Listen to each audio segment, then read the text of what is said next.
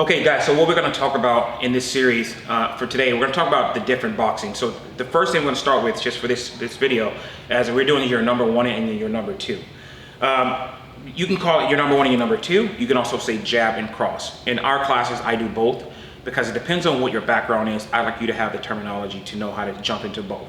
So very, very simple. So we're going to get into your jab. So your jab is your left hand or whatever leg that's in front. Keep it that simple.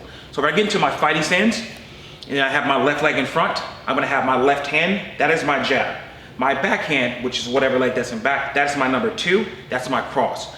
Now my jab is predominantly doesn't have so much power, but there are people that are skilled to add some power into it. There's different ways to add power into it, I'm gonna show you. You have your number two, it's your cross, is usually known for your power. The reason is because I'm twisting my body and I'm putting a little bit of force into that punch, which is your number two. Now we're gonna break down this jab very quickly. A couple ways to do the jab. Usually when I'm starting with people, I start off in different levels. When they're first starting off, to not keep it complicated, to not throw so many different things at them, depends on their level of learning. Get into your fighting stance. I start with my jab to get my distance from here, okay? Now, I have my hand down so you guys can see the face. Normally you're gonna be here, got that elbow in tight. So I got my jab right into that bag there, from here, coming from that face. Now when I started with my jab, from here, I'm adding a little twist to it. So I'm not just using shoulder, but adding a little body into it from here. A little body work. If I just start here, throw shoulder, okay? Your shoulder's gonna get tired, and if you're doing a shoulder conditioning, that's fine, but that's not really conducive to sparring. So when I'm moving around from here, I'm moving, I'm gonna add my jab into it. I'm adding my body weight, I'm adding a twist in the shoulder. Now to close that gap with my jab, every fight has a space, what we call the bridge. Now what happens, I get into that bag, I'm gonna step back slightly into that guard from here.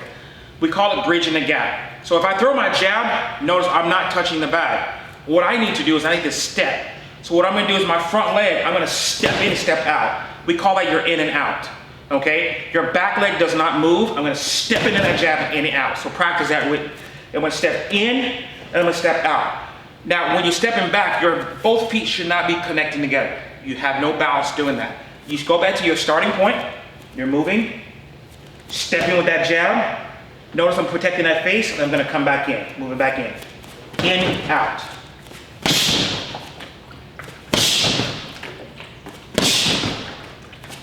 Right into it, okay? Now let's get into your number two, your cross. Your cross is gonna give you a little bit of power, your number two. So my number two, what a lot of people do when they first start, they throw their number two. They lean forward. Notice my head is above my knee, over my knee. That means I have no balance and that's no good.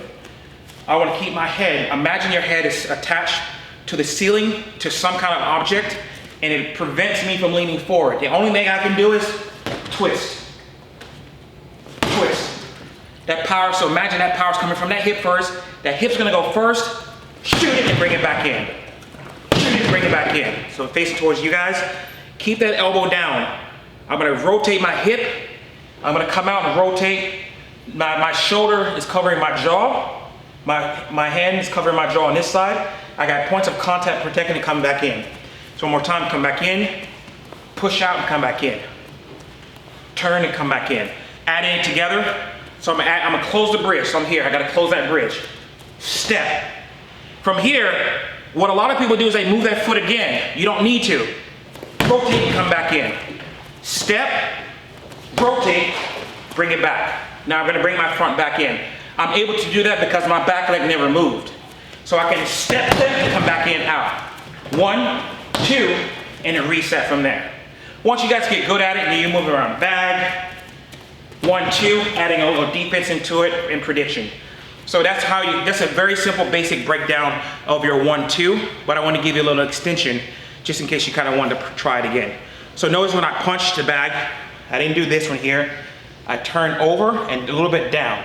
So if you punch straight in from here, that's okay, but I want you guys to rotate it just slightly so you can aim with those two knuckles and your shoulders covering that jawline there. Doing your number two, same thing.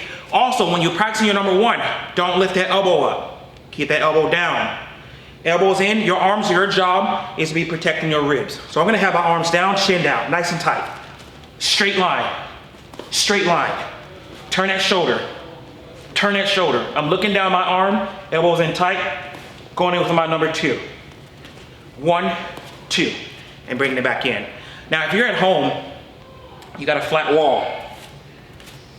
I can get against this wall here. What the reason for the wall, it prevents me from lifting that elbow up. So when I do my number 2, I'm gonna rotate. Bring it back. So I'm against the wall here. Rotate. Bring it back. You can do the same thing with your jab. Elbow in, turn, bring it back. Turn, and bring it back, okay? So that's an explanation of your 1 and your 2, which is same as your jab and your cross. That's an explanation of how to practice it. Make sure that you're not making mistakes, telegraphing with those elbows. Remember, you want everything nice and tight, and we want you to be the best that you can be. Thank you for joining me.